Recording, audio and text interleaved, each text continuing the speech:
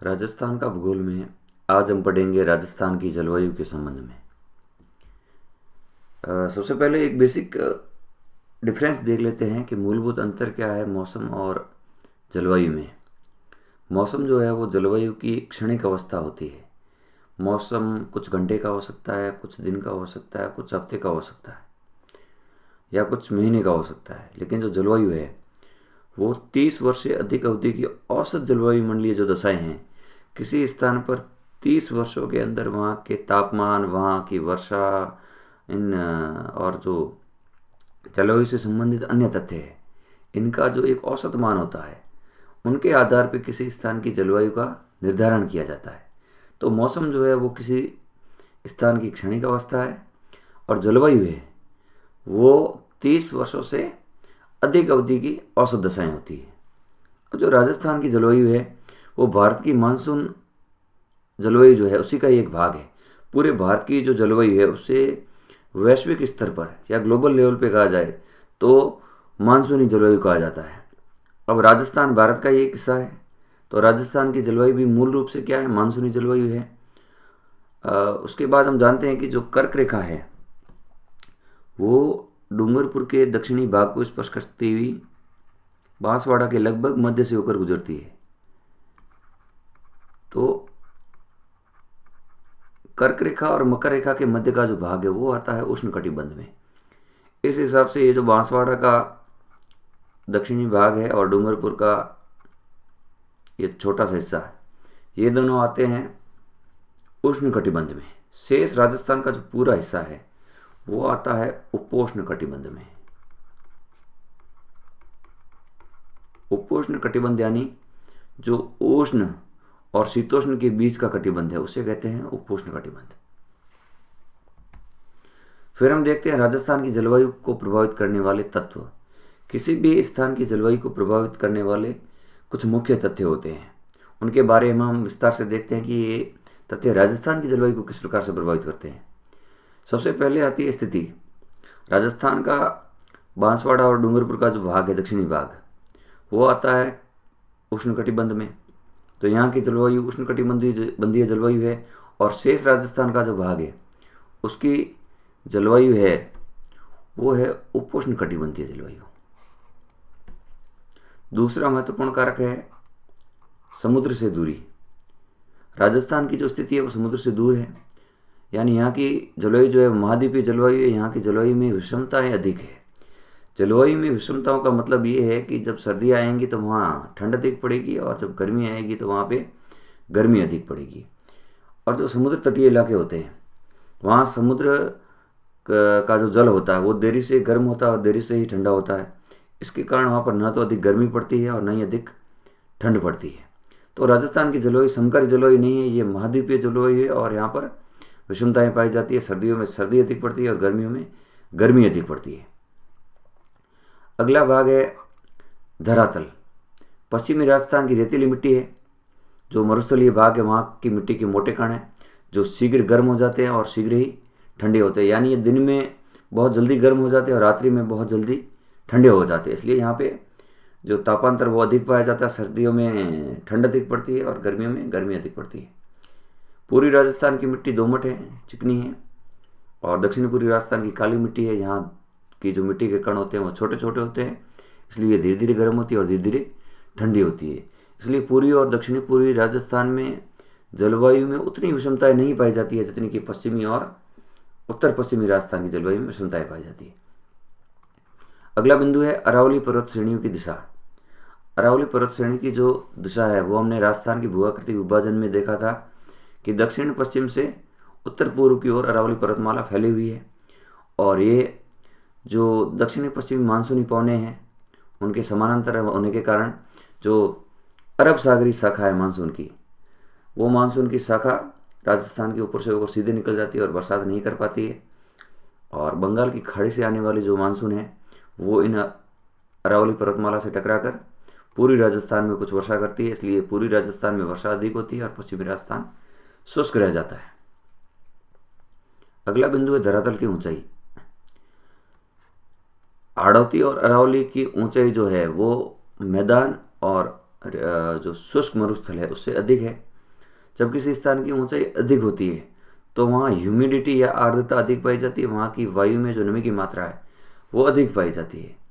वायु की मात्रा में नमी अधिक क्यों पाई जाती है कि उसका एक कारण है, कोई भी पहाड़ या कोई भी जो पठार है वो सामान्य धरातल से ऊंचा होता है, और जैसे जैसे हम ऊंचाई पर जाते हैं वैसे वैसे तापमान कम होता है, और तापमान कम होने के कारण जो है वो आर्द्रता और वर्षा की संभावना बढ़ जाती है। तापमान कम होने के कारण आर्द्रता बढ़ेगी, और जब आर्द्रता बढ़ेगी तो वर्षा की संभावना भी बढ़ जाती है। इसलिए हाड़ौती का जो पठार है वहाँ पर और अरावली पर्वतमाला में वर्षा अधिक होती है, और शेष राजस्थान में वर्षा उसके अनुपात में कम होती है। अगला बिंदु है प्राकृतिक वनस्पति। वनस्पति जो होती है, किसी भी स्थान पर अगर वनस्पति अधिक होगी तो वहाँ की मिट्टी में जो नमी तापमान अधिक ग्रहण करने की क्षमता होगी वो कम होगी, क्योंकि वनस्पति का जो आवरण होगा सूर्य की किरणें उससे टकरा कर रुक जाएंगी और धरातल तक नहीं पहुँच पाएंगी। तो पश्चिमी राजस्थान में वनस्पति कम है और इसलिए आर्द्रता कम है, वर्षण कम है। वनस्पति का दूसरा मुख्य बिंदु ये है कि जहाँ वनस्पति होगी वहाँ पत्तियों से वाष्पोत्सर्जन होगा। वो वाष्प जो उत्सर्जित होगी वो वायुमंडल की जलवाष्प में मिल जाएगी, और जब वायुमंडल में जलवाष्प की मात्रा बढ़ेगी तो आर्द्रता बढ़ जाएगी, और आर्द्रता के बढ़ने से जो वर्षण होता है वो भी बढ़ जाता है। तो पश्चिमी राजस्थान में वनस्पति कम है इसलिए आर्द्रता कम है, आर्द्रता कम है इसलिए वर्षण कम है। ये सभी कारक एक दूसरे को प्रभावित करते हैं, और तापमान भी यहाँ पर अधिक है। पूर्वी राजस्थान की बात की जाए तो वहाँ वनस्पति अधिक है इसलिए आर्द्रता ज़्यादा है, वर्षण अधिक है और वर्षण अधिक है इसलिए तापमान का जो वेरिएशन है वो कम है। फिर हम आते हैं राजस्थान की जलवायु की विशेषताओं के ऊपर। राजस्थान की जलवायु की विशेषताओं में सबसे पहली बात है कि यहाँ पर भिन्न जलवायु प्रदेश है। वो हम कुछ अगली स्लाइड्स में देखेंगे कि कौन कौन से राजस्थान के 5 मुख्य जलवायु प्रदेश हैं। फिर है सामयिक वर्षा। राजस्थान में जो वर्षा होती है वो वर्ष पर्यंत नहीं होती है, या तो ग्रीष्मकाल में मानसून के 1-1.5 महीने में होती है, या फिर शीतकाल में जनवरी फरवरी माह में मावठ के कारण होती है। फिर आता है अपर्याप्त वर्षा। राजस्थान तक आते आते जो बंगाल की खाड़ी का मानसून है वो सूख जाता है इसलिए कम वर्षा होती है, और अरब सागर का मानसून है ये बिना किसी अवरोध के राजस्थान को पार करते हुए सीधा निकल जाता है, इसलिए राजस्थान में अपर्याप्त वर्षा होती है। फिर है वर्षा की अनिश्चितता। कभी वर्षा सामान्य से कम हो जाती है और कभी वर्षा सामान्य से अधिक हो जाती है। फिर है वर्षा की अनियमितता। वर्षा कभी जो वर्षा या मानसून आने का निश्चित समय है उससे पहले हो जाती है, कभी ये मानसून लेट हो जाता है, इसे कहते हैं मानसून की या वर्षा की अनियमितता। फिर आता है वर्षा की असमानता। वर्षा असमान रूप से होती है, कहीं कम कहीं अधिक। फिर आता है खंड वृष्टि। खंड वृष्टि में ये है कि कुछ कुछ स्थानों पर वर्षा होती है और कुछ स्थान सूखे रह जाते हैं। अगला बिंदु है अतिवृष्टि। कुछ ऐसे मानसून के वर्ष भी आए हैं जब राजस्थान में अतिवृष्टि की स्थिति देखी गई है। अतिवृष्टि का अर्थ है कि सामान्य से बहुत अधिक वर्षा हो जाना। अगला बिंदु है अनावृष्टि। अनावृष्टि का अर्थ है सामान्य से बहुत कम वर्षा होना, या फिर कई कई मानसून ऐसे निकल जाते हैं जहाँ बिल्कुल अत्यल्प वर्षा होती है और उसके कारण गंभीर सूखे की स्थिति पैदा हो जाती है। फिर है तापमान में भिन्नता। राजस्थान में महाद्वीपीय जलवायु पाई जाती है इसलिए सर्दियों और गर्मियों के तापमान में बहुत ज़्यादा अंतर होता है, और गर्मियों और सर्दियों में भी दिन और रात्रि का जो तापमान है उसमें भी बहुत ज़्यादा भिन्नताएं पाई जाती है। फिर है आर्द्रता में अंतर। जैसा कि हमने अभी बात की, पूरी राजस्थान में आर्द्रता अधिक है, पहाड़ और जो पठारी भाग है वहाँ भी आर्द्रता अधिक है। रेगिस्तानी भाग में आर्द्रता अत्यंत कम है इसलिए वहाँ पे वर्षा कम होती है। अब हम आते हैं जलवायु के तत्वों के वितरण पे। सबसे पहले बात करेंगे ग्रीष्म ऋतु के बारे में। ग्रीष्म ऋतु का समय जो राजस्थान में है वो है मार्च से मध्य जून का समय। 21 जून को सूर्य कर्क रेखा पर लंबवत होता है, और कर्क रेखा राजस्थान के बांसवाड़ा और डूंगरपुर से होकर गुजरती है, इसलिए बांसवाड़ा जिसके मध्य से होकर लगभग कर्क रेखा गुजरती है वहाँ पर सूर्य की सर्वाधिक सीधी किरणें पड़ती है। जब सूर्य की किरणें सीधी पड़ेगी तो धरातल अत्यधिक गर्म हो जाता है। धरातल के अत्यधिक गर्म होने के कारण जो दिन का तापमान है वो बहुत अधिक हो जाता है। दिन का तापमान जब अधिक हो जाएगा तो गर्मियों में भीषण गर्मी पड़ती है। ये परिस्थितियाँ जून माह में अपनी चरम अवस्था में होती है। इसलिए जून माह में राजस्थान का अधिकतम तापमान रिकॉर्ड किया गया। या यदि पूछा जाए कि राजस्थान में सर्वाधिक गर्मी किस महीने में पड़ती है या सर्वाधिक गर्म महीना कौन सा है, तो इसका उत्तर होगा जून माह। रात्रि का तापमान कम होता है लेकिन दिन का तापमान करीब करीब 50 डिग्री तक पहुंच जाता है। गर्मियों में जो गर्म स्थानीय हवा चलती है उसे लू कहा जाता है। स्थानीय हवा का मतलब ये है कि ये सिर्फ किसी राज्य या किसी देश के एक निश्चित हिस्से में ही चला करती है। ये बहुत ज़्यादा विस्तृत क्षेत्र को प्रभावित नहीं करती है। फिर है भभूलिया। इसके बारे में भी कंपटीशन एग्जाम में कई बार पूछा गया है। भभूलिया क्या होते हैं? लघु क्षेत्र में जो स्थानीय भंवर उत्पन्न होते हैं। जब किसी छोटे क्षेत्र में गर्मी ज़्यादा पड़ती है, वो ज़्यादा गर्म हो जाएगा तो वहाँ बन जाएगा लो प्रेशर, और आसपास जब हाई प्रेशर होगा, देखिए तापमान और जो वायुदाब है उसका उल्टा कनेक्शन होता है। जहाँ तापमान ज़्यादा होगा वहाँ वायुदाब कम होगा, और जहाँ तापमान कम होगा वहाँ वायुदाब अधिक होगा। तो मान लीजिए किसी छोटे क्षेत्र में तापमान बढ़ गया एकदम से और आसपास तापमान कम है, तो वहाँ से हवाएं चारों तरफ से उस जो निम्न वायुदाब का केंद्र है वहाँ की तरफ झपटती है, और जब ये हवाएं झपटेगी निम्न वायुदाब के केंद्र की तरफ, तो चारों तरफ से जब हवाएं अंदर आ रही तो हवाओं को बाहर निकलने का एक ही रास्ता मिलेगा, वो है ऊपर की तरफ। तो हवाएं ऐसे गोल गोल चक्रवात बनाती हुई ऊपर की तरफ बढ़ती है। इसे कहते हैं भभूलिया। गर्मियों में ही धूल भरी आंधियाँ चलती है। धूल भरी आंधियों की संख्या एवं जो अवधि है वो पूर्व से पश्चिम में अधिक होती है। यानी ये राजस्थान का अगर नक्शा मान ले हम, तो पूर्वी राजस्थान में हम जानते हैं कि वनस्पति अधिक है, वहाँ का तापमान भी उतना अधिक नहीं बढ़ पाता है, और पश्चिमी राजस्थान में वनस्पति का अभाव है, इसलिए आंधियों के लिए जो कोई अवरोध है वो उपस्थित नहीं हो पाता है। इसलिए जब आंधियों की संख्या और अवधि की बात की जाए तो पूर्व में कम है और पश्चिम में अधिक है। इसलिए जब पूर्व से पश्चिम की ओर बढ़ेंगे तो आंधियों की संख्या और अवधि में वृद्धि होगी। अब सर्वाधिक आंधियों की अगर बात की जाए तो ये चलती है श्रीगंगानगर में 27 दिन, फिर बीकानेर में 18 दिन, जैसलमेर में 16 दिन, बाड़मेर में 13 दिन, जोधपुर में 9 दिन, कोटा में 5 दिन और अजमेर में 3 दिन। जून माह में राजस्थान में जो आर्द्रता है वो न्यूनतम होती है, क्योंकि आर्द्रता की यदि बात की जाए तो ये तापमान के विपरीत अनुपात से संबंधित होती है। यानी तापमान बढ़ेगा तो आर्द्रता कम होगी और तापमान कम होगा तो आर्द्रता बढ़ेगी। अब बात करते हैं राजस्थान के सबसे गर्म जिले की। तो राजस्थान का सबसे गर्म जिला चूरू है, और सबसे गर्म स्थान यदि पूछा जाए तो वो है फलौदी, जोधपुर। राजस्थान में ग्रीष्मकाल में आंधियाँ चलने का जो कारण है वो है संवहनीय धाराएं। संवहनीय धाराएं क्या होती है? जैसे कोई एक धरातल है, ये मान लीजिए पश्चिमी राजस्थान का जो मरुस्थलीय धरातल है वो है, और ये दिन में बहुत अधिक गर्म हो जाता है। किसी तवे की तरह इसको मान सकते हैं कि ये गर्म हो जाता है, और गर्म होने पर हवाएं जो हैं वो तेज़ी से ऊपर उठती हैं। इन्हें कहा जाता है संवहनीय धाराएं। तो राजस्थान में गर्मियों में आंधियाँ चलने का मुख्य कारण संवहनीय धाराएं हैं। ग्रीष्म ऋतु के बाद हम आते हैं वर्षा ऋतु पे। वर्षा ऋतु का जो काल है वो है मध्य जून से सितंबर तक।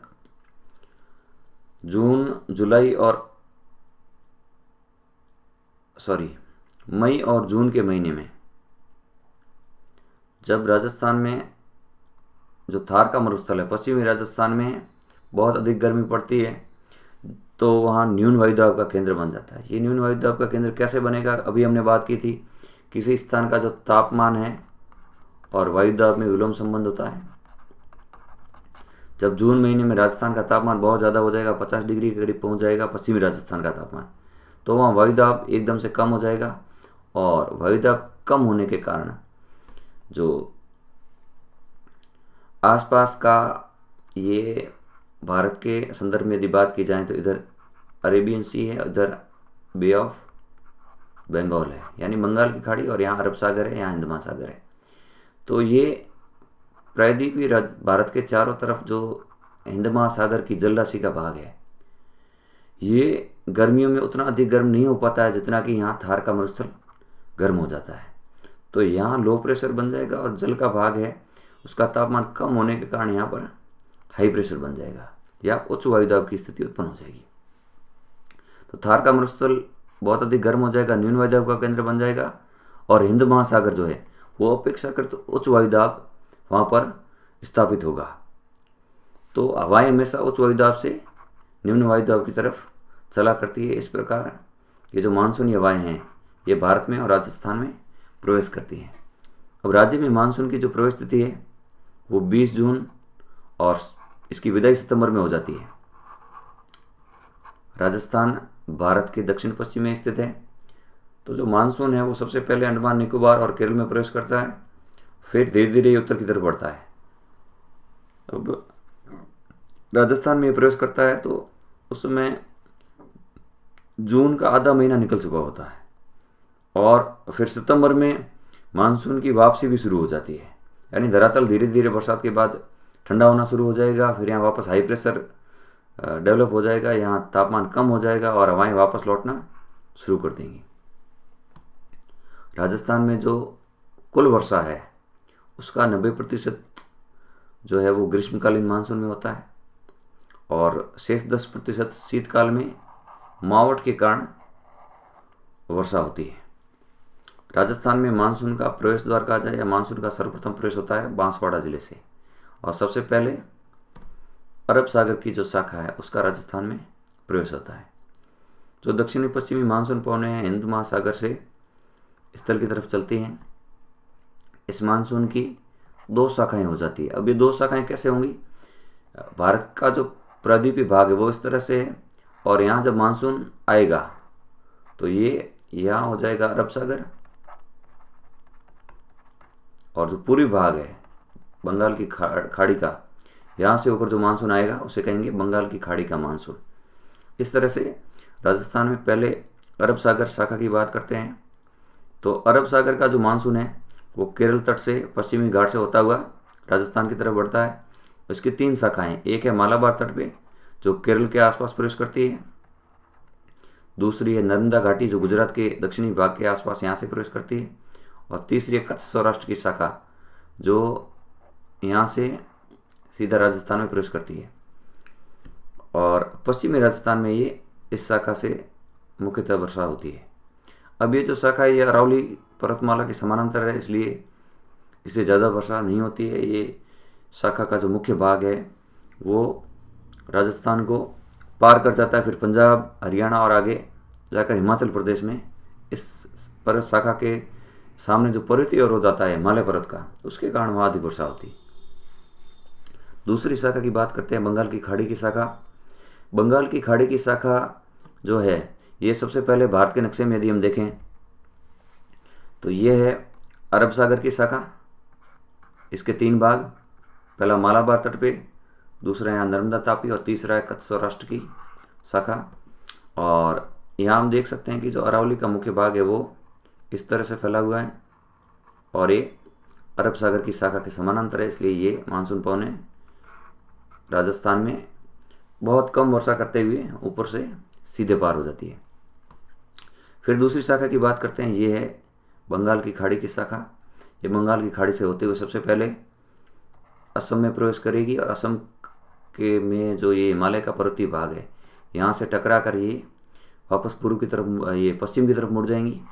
पश्चिम में गंगा के मैदान में प्रवेश करते हुए ये शाखाएं जब राजस्थान में पहुंचेंगी तो यहाँ की अधिकांश नमी और अधिकांश वर्षा जो है वो गंगा के मैदान में, इस मैदानी भाग में पहले ही हो चुकी होती है। फिर पीछे जो शेष वायु में नमी की मात्रा होती है वो बहुत कम होती है। इसके कारण जो है वो पूर्वी राजस्थान में कुछ वर्षा हो जाती है, लेकिन ये वर्षा की मात्रा पश्चिमी राजस्थान की वर्षा में राजस्थान में जो वर्षा की मात्रा होती है उससे बहुत अधिक होती है। वो वापस आते हैं बंगाल की खाड़ी की शाखा। ये पूरी राजस्थान या अरावली के पूर्व में वर्षा करती है। राजस्थान की अधिकांश वर्षा इन्हीं बंगाल की खाड़ी की शाखा से होती है और ये पूर्व से आने के कारण पूर्वय्या कहलाती है। अब ये देखिए राजस्थान के नक्शे में ये हवाएं जो है बंगाल की खाड़ी का जो मानसून है ये पूर्व से आ रहा है, इसलिए इसे पूर्वीय कहा जाता है। राजस्थान में वर्षा के पैटर्न की बात की जाए तो दक्षिण पूर्व से उत्तर पश्चिम की ओर वर्षा की मात्रा में कमी होती है। इस नक्शे में हम देख सकते हैं कि राजस्थान में जो वर्षा होती है वो बंगाल की खाड़ी की मानसूनी पवनों से सर्वाधिक होती है, इसलिए राजस्थान के पूर्वी भाग में सर्वाधिक वर्षा होती है और पश्चिमी भाग में जो अरब सागर की शाखा है बहुत कम वर्षा कर पाती है। इसलिए राजस्थान में वर्षा के पैटर्न की यदि बात की जाए तो पूर्व से पश्चिम की ओर आने पर वर्षा की मात्रा में कमी होती है और पश्चिम से यदि पूर्व की तरफ जाएंगे तो वर्षा की मात्रा में वृद्धि होगी। राजस्थान में सर्वाधिक वर्षा होती है माउंट आबू में, यहाँ वार्षिक वर्षा लगभग 140 सेंटीमीटर होती है। अब यदि मानसून की बात करें तो उसमें दो महत्वपूर्ण शब्द आते हैं, एक है एल नीनो और दूसरा है ला नीना। एल नीनो गर्म समुद्री जल की धारा है जो प्रशांत महासागर में पश्चिमी अमेरिकी तट जो है दक्षिणी अमेरिका के पश्चिमी तट पर इस धारा की उत्पत्ति होती है और इसके कारण हिंद महासागर के तापमान में 2 से 3 डिग्री की वृद्धि हो जाती है। अगर हिंद महासागर के तापमान में वृद्धि हो जाएगी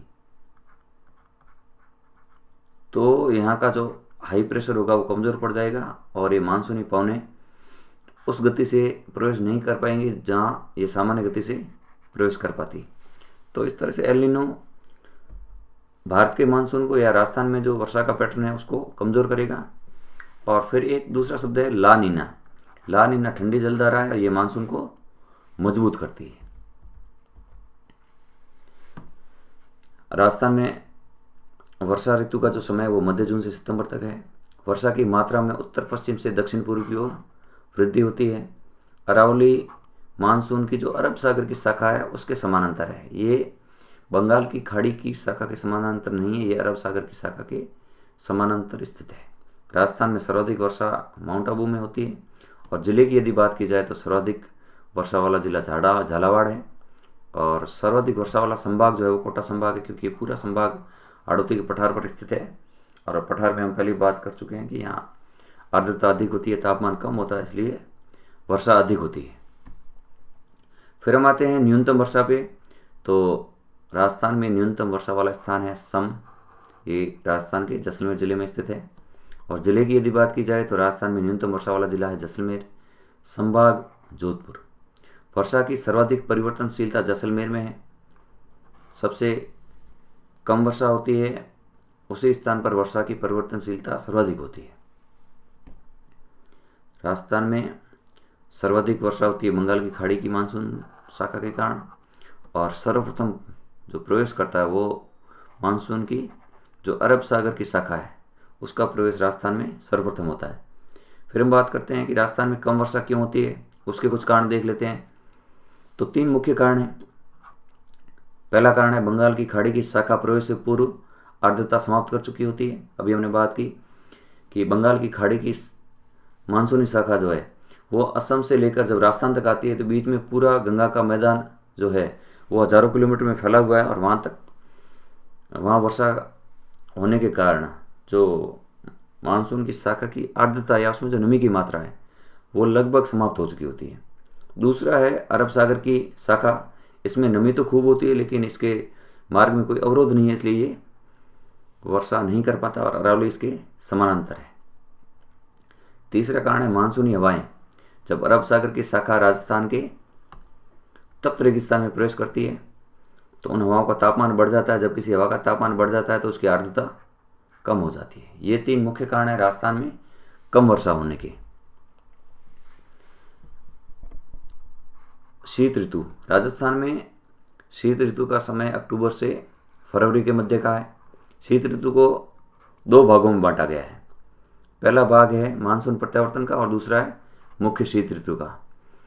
गर्मी के बाद बरसात और वर्षा के बाद जब शीत ऋतु आती है तो उससे कुछ पहले का जो समय है उसे मानसून प्रत्यावर्तन का समय कहा जाता है। यह समय है अक्टूबर से दिसंबर का समय। राजस्थान में वर्षा होने के कारण यहाँ की जो ज़मीन है वो ठंडी हो जाती है। जब ज़मीन ठंडी होगी तो तापमान कम हो जाएगा और तापमान कम होने के कारण जो न्यून वायुदाब का केंद्र था वो क्षीण पड़ जाएगा या कमज़ोर हो जाएगा और मानसून धीरे धीरे वापसी करने लगता है। शीत ऋतु का जो मुख्य समय वो है जनवरी एवं फरवरी। 22 दिसंबर को सूर्य मकर रेखा पर लंबवत होता है। जब सूर्य मकर रेखा पर लंबवत होता है तो सूर्य की सर्वाधिक सीधी किरणें पड़ती है मकर रेखा पर, और कर्क रेखा पर जो है सूर्य की सर्वाधिक तिरछी किरणें पड़ती है। यदि ये पूछा जाए कि राजस्थान में सूर्य की सर्वाधिक सीधी किरणें किस ऋतु में पड़ती हैं तो वो ग्रीष्म ऋतु में पड़ेंगी, और सर्वाधिक तिरछी किरणें यदि पूछा जाए तो वो शीत ऋतु में पड़ेगी। थार के रेगिस्तान में जो बालू रहते हैं उसके बड़े कण मोटे कण होते हैं, और इसके कारण तापमान जल्दी ग्रहण करती है और ठंडी भी जल्दी होती है। इसलिए सर्दियों में थार के रेगिस्तान में उच्च वायुदाब का केंद्र डेवलप हो जाता है या विकसित हो जाता है। जैसा कि मैंने पहले बात की थी, राजस्थान में जो कुल वर्षा है उसका 10% सर्दियों में होता है, जिसे मावट या गोल्डन ड्रॉप्स कहा जाता है।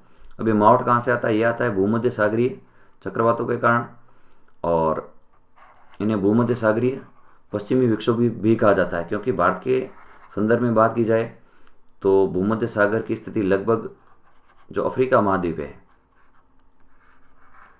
उसके उत्तर में है, और यहाँ से जब ये पवनें आती है तो ये पश्चिमी दिशा से आती है, इसलिए इन्हें पश्चिमी विक्षोभ कहा जाता है। और ये मुख्यतः सर्दियों में आती है। इनके आने का जो मुख्य कारण है वो है वायुदाब की पेटियों का स्थानांतरण। सर्दियों में सूर्य की स्थिति दक्षिण में कर्क रेखा के समीप हो जाती है, इसलिए जो वायुदाब की पेटियां हैं वो दक्षिण में खिसक जाती है। जो पछुआ पवनों की पेटियां हैं वो राजस्थान की सीध में आ जाती है। इन्हीं पवनों के साथ ये भूमध्य सागरीय चक्रवात या पछुआ विक्षोभ राजस्थान में प्रवेश करते हैं। ये रबी की फसल के लिए बहुत लाभदायक होती है। राजस्थान में सबसे ठंडा महीना जनवरी और सबसे ठंडा दिन 22 दिसंबर। राजस्थान का बर्फोयांश माउंट आबू को कहा जाता है। बर्फोयांश एशिया का सबसे ठंडा स्थान है जो साइबेरिया में स्थित है।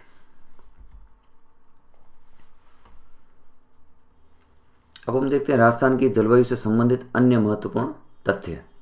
सबसे पहले बात करते हैं तापमान की। राजस्थान का औसत तापमान 38 डिग्री सेल्सियस है।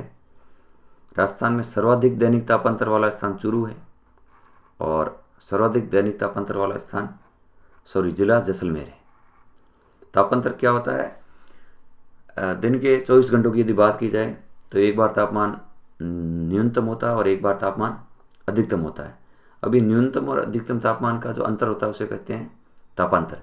मान लीजिए किसी स्थान पर रात्रि को न्यूनतम तापमान 10 डिग्री है और दिन में अधिकतम तापमान 45 डिग्री हो गया है, तो यहाँ का जो तापांतर होगा वो हो जाएगा 35 डिग्री सेल्सियस। तो राजस्थान में दैनिक रूप से बात की जाए, यानी एक दिन के तापांतर की यदि बात की जाए तो जो सर्वाधिक तापांतर होगा वो चूरू स्थान के अंदर होगा, और जिला यदि पूछा जाए तो वो होगा जैसलमेर। न्यूनतम दैनिक तापांतर की यदि बात की जाए तो न्यूनतम दैनिक तापांतर वाला स्थान है माउंट आबू, क्योंकि ये पहाड़ के ऊपर स्थित है। यहाँ ना तो अधिक गर्मी पड़ती है ना ही अधिक ठंड पड़ती है। और जिले की यदि बात की जाए तो जिला हो जाएगा डूंगरपुर, क्योंकि ये कर्क रेखा के समीप स्थित है। सर्वाधिक वार्षिक तापांतर की यदि बात की जाए, एक वर्ष का न्यूनतम तापमान और एक वर्ष का अधिकतम तापमान, उसका जो अंतर है वो पाया जाता है चूरू जिले में। और न्यूनतम वार्षिक तापांतर की यदि बात की जाए तो वो पाया जाता है डूंगरपुर जिले में। फिर आते हैं वाष्पोत्सर्जन पे। वाष्पोत्सर्जन का अर्थ है कि किसी स्थान पर जो जल राशियाँ होती है, तालाब हैं, झीलें हैं, नदियाँ हैं, वहाँ से सूर्य की गर्मी के कारण जो जल वाष्प बन के हवा में प्रवेश करता है उसे कहा जाता है वाष्पोत्सर्जन। राजस्थान में वाष्पोत्सर्जन की सर्वाधिक दर जून महीने में होती है, क्योंकि जून में सर्वाधिक गर्मी पड़ती है। और न्यूनतम यदि बात की जाए तो ये न्यूनतम वाष्पोत्सर्जन होता है दिसंबर में, क्योंकि दिसंबर में जो तापमान होता है वो राजस्थान में न्यूनतम होता है। वाष्पोत्सर्जन की सर्वाधिक दर वाला जिला जैसलमेर है। राजस्थान का सबसे गर्म जिला भी जैसलमेर है, इसलिए सबसे ज़्यादा जो वाष्पोत्सर्जन होगा वो जैसलमेर जिले में होगा। और न्यूनतम दर डूंगरपुर जिले में। हवाओं की यदि बात की जाए तो सर्वाधिक आंधियाँ गंगानगर में और सबसे कम आंधियाँ चलती है झालावाड़ जिले में। राजस्थान का सबसे गर्म महीना जून, सबसे ठंडा महीना दिसंबर या जनवरी। फिर बात करते हैं आर्द्रता की। आर्द्रता क्या होती है? आर्द्रता होती है जो हवा है, हवा में नमी की मात्रा, उसे आर्द्रता कहा जाता है। राजस्थान में सर्वाधिक आर्द्रता वाला स्थान माउंट आबू है, क्योंकि ये राजस्थान में जो है सबसे ऊंचा स्थान है और इसकी ऊंचाई समुद्र तल से 1722 मीटर है। और जैसे जैसे ऊंचाई बढ़ती है वैसे तापमान कम होता है। जब तापमान कम होता है तो आर्द्रता में वृद्धि होती है। और सर्वाधिक आर्द्रता वाले जिले की बात की जाए तो ये है झालावाड़ जिला। न्यूनतम आर्द्रता वाला स्थान फलौदी, जहाँ राजस्थान में सबसे अधिक गर्मी पड़ती है। जब गर्मी अधिक पड़ेगी तो हवाएं गर्म होगी और हवाओं के गर्म होने से आर्द्रता कम होती है। और न्यूनतम आर्द्रता वाले जिले की बात की जाए तो ये जिला है जैसलमेर, क्योंकि यहाँ गर्मी अधिक पड़ती है। राजस्थान का सबसे गर्म जिला है। सर्वाधिक आर्द्रता वाला संभाग कोटा संभाग है, क्योंकि पठार पर स्थित है और यहाँ का तापमान बहुत कम होता है। और न्यूनतम आर्द्रता की बात की जाए तो ये जोधपुर संभाग में है, क्योंकि जोधपुर संभाग जो पूरा ही है वो पश्चिमी शुष्क मरुस्थल के अंतर्गत आता है और यहाँ का जो तापमान है वो बहुत अधिक होता है। सर्वाधिक आर्द्रता वाले माह की बात की जाए तो ये है अगस्त माह, क्योंकि जुलाई में कुछ वर्षा हो जाती है। वर्षा के बाद जब गर्मी पड़ती है तो वो नमी की मात्रा वायु में बढ़ जाती है। आर्द्रता वाला माह ये अप्रैल के आसपास कोई वर्षा नहीं होती और यहाँ गर्मी बढ़ना शुरू हो जाती है, जिसके कारण हवा में आर्द्रता की मात्रा न्यूनतम होती है। कुछ अन्य तथ्यों की हम बात कर लेते हैं। राजस्थान का चेरापूंजी जो है वो झालावाड़ को कहा जाता है। चेरापूंजी मेघालय में, जहाँ भारत में सर्वाधिक वर्षा होती है। इसी प्रकार से राजस्थान में सर्वाधिक वर्षा झालावाड़ में होती है, इसलिए इसे राजस्थान का चेरापूंजी कहा जाता है। भारतीय मौसम विभाग, इंडियन मीटरोलॉजिकल डिपार्टमेंट की जो वेधशाला या ऑब्जर्वेटरी है वो किस जिले में है? ये जयपुर में है। फिर एक शब्द आता है दोंगड़ा। राजस्थान में कभी कभी मानसून पूर्व कुछ वर्षा हो जाती है, यानी मानसून के आने का जो नियत समय है उससे पहले ही कुछ वर्षा हो जाती है, जिसे दोंगड़ा कहा जाता है। राजस्थान में सर्वाधिक ओलावृष्टि जयपुर जिले में होती है। फिर राजस्थान में शीतकाल में जमने वाली एकमात्र झील नक्की झील है, क्योंकि ये माउंट आबू में स्थित है और जैसे जैसे हम स्थल से ऊपर जाते हैं तापमान कम हो जाता है। और सर्दियों में वैसे ही राजस्थान का तापमान बहुत कम होता है, ऊपर से ऊंचाई पर स्थित होने के कारण यहाँ का तापमान लगभग हिमांक तक पहुंच जाता है और कई बार ये झील जम जाती है।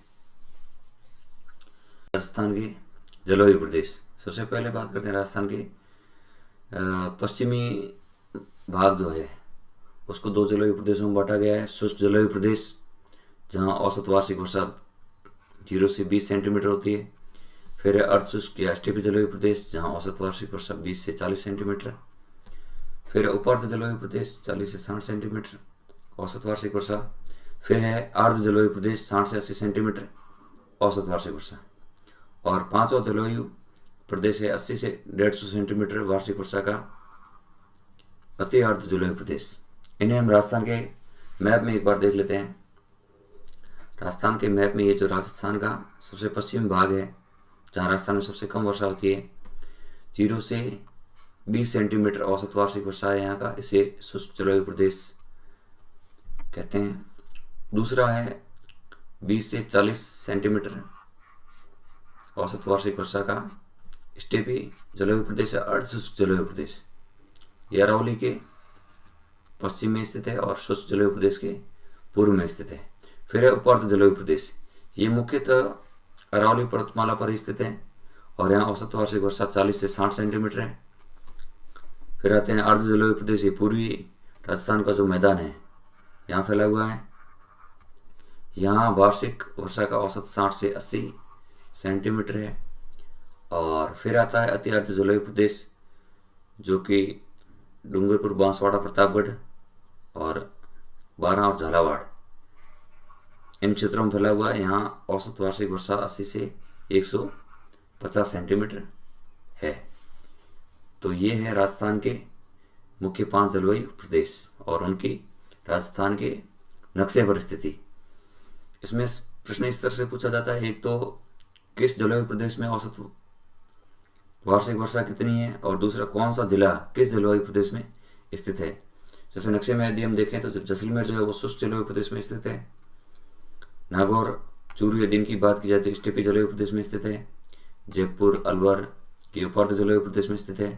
धौलपुर, करौली, सवाई माधोपुर, भीलवाड़ा, बूंदी, कोटा, चित्तौड़गढ़ ये आर्द्र जलवायु प्रदेश में स्थित है। बारां, झालावाड़, प्रतापगढ़, बांसवाड़ा और डूंगरपुर ये अति आर्द्र जलवायु प्रदेश में स्थित है। तो ये था साथियों राजस्थान की जलवायु का टॉपिक। धन्यवाद।